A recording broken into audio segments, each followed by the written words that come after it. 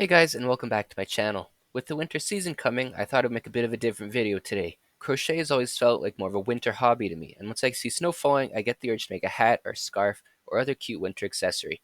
Of course, if you're new to the hobby, it's not always easy starting a new project. So, in this video, I'll be talking about different yarn options and how they can impact the properties of your project.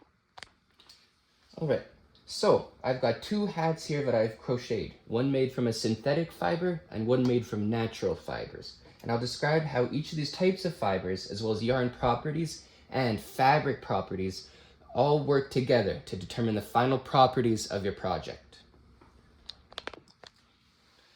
Let's start with our synthetic yarn, the squid balaclava. I actually made this one as part of a Halloween costume, but as a full head covering, it's well suited to a snowy, windy, and cold outdoor environment to keep you nice and warm. Now, the first thing to do if you're looking to make a project is to get the yarn. I don't have it in green, but I have it in black here. It's exactly the same. So we've got, on the label, it'll tell you everything you need to know. So this is a medium weight yarn, and it's 100% acrylic, and it gives you a recommended hook size. Now, this might seem to tell you very much, but if you know the meaning behind these terms, it tells you everything you need to know. Let's start with the fiber type. Acrylic is a mass-produced synthetic fiber made from units of acrylonitrile linked together, ultimately sourced from petroleum. It's often treated as an inexpensive replacement for wool and used for many of the same things, including winter garments. It's very well insulating, but it has a low moisture absorbency, meaning it does a poor job of pulling water or sweat away from your skin. That means it can get quite stuffy if you're wearing it in a more mild environment. Its absorbency is determined by the fine chemical structure of the yarn. Water is a polar molecule, so a fiber must have polar functional groups to grab onto and absorb the water. Acrylonitrile has a nitrile group, as seen here. It is polar, so it's able to form hydrogen bonds with water, but it's not as strong as, say, a hydroxyl group would be. That leads to acrylic's relatively low absorbency. Acrylic fibers also have a very high natural resilience and durability, so you don't have to be as careful with it as you would with, say, cotton or wool. As you can see, the natural resilience combined with the stretchiness of the stitch means you can pull the hat with quite a lot of force in either direction, and it'll go back to its natural position with minimal or no distortion. It also doesn't get attacked by bugs or microbes or mold in the way a natural fiber would. Finally, moving on to the yarn itself. As you can see, this yarn is a 4 on the thickness scale, and if you look closely, you can see it is a staple yarn. It's made of many smaller fibers that get twisted together. Starting with its gauge, a 4 means it's a worsted weight yarn. This is right in the middle as far as yarn thicknesses go. It strikes a nice balance between insulation and weight. This makes it good for intermediate applications, where you don't want a hat that's too heavy and inconvenient, but you still want it to be warm. In addition, staple fibers also help improve the insulation. As you twist the fibers together, they can form air pockets in between that help prevent heat transmission through the fiber. Finally, moving on to the hat itself. You can see here that it's primarily made out of double crochet stitches.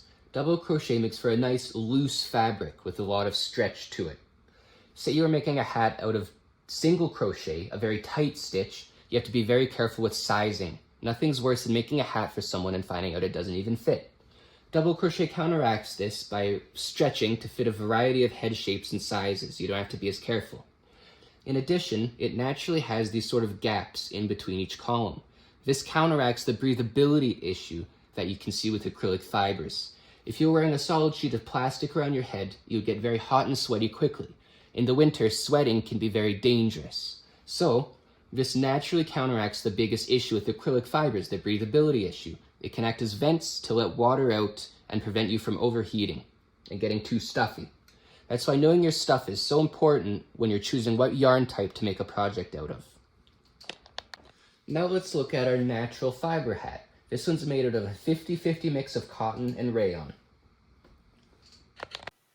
Both cotton and rayon are cellulose-based fibers, and cellulose has drastically different properties than acrylic does.